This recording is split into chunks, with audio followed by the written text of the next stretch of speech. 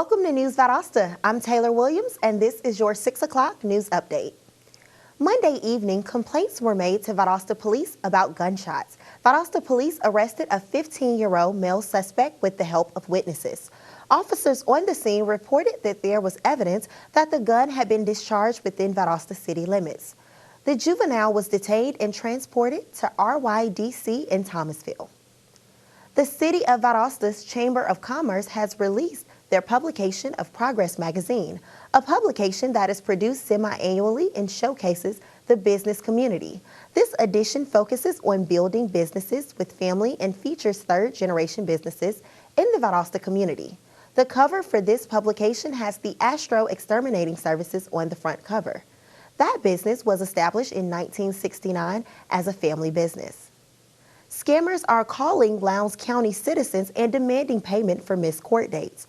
The Lowndes County Sheriff's Office has received phone calls from citizens reporting the incident.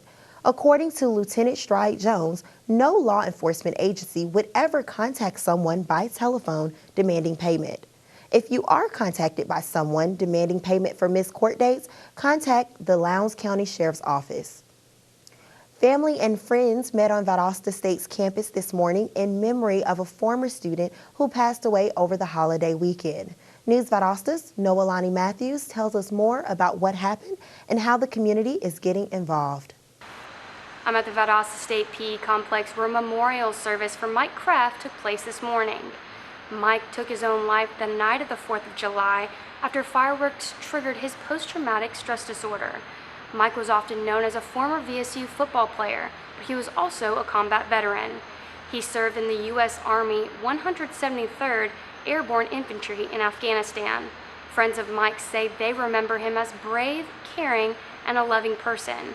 Through the efforts of 161 donations in a GoFundMe account, they've raised over $10,000. This has met and exceeded its goal within less than 48 hours.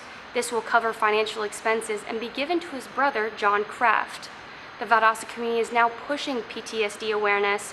Next year, citizens may be making yard signs for veterans who are coping with the anxiety from fireworks. As friends mourn the loss of their loved one, they say they'll always remember Mike as a hero. For News Valdosta, I'm Noelani Matthews. The state of Georgia may lose about 4,350 soldiers due to the U.S. military retrenchment. Fort Benning in Columbus would lose 3,400 of its troops, and Fort Stewart in Savannah would lose about 950 of its troops. U.S. Senator Johnny Isakson spoke these words, says the move would be significant loss for our country. Isakson also says that the removal of these troops would hurt the economy. FBI Director James Comey says that the Bureau thwarted the infamous ISIS terrorist organization's attack, which was intended to kill United States citizens on the 4th of July. Comey says that he could not explain exactly what the intentions of the organization were, but he says the plans involve knives, guns, and other weapons. In the last 4 weeks, the FBI has arrested 10 ISIS associates. The group has more than 21,000 English language followers on Twitter, making their account a fertile ground for recruiting members. And closer to home, Valdosta State University's very own Sarah Reed has been awarded the Christus Powell Minority Fellowship Scholarship.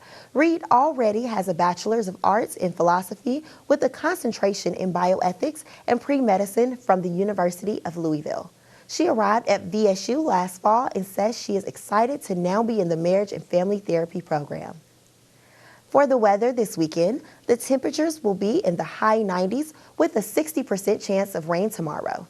That's all for our program today. Thank you for watching News Valdosta. I'm Taylor Williams. See you again Monday.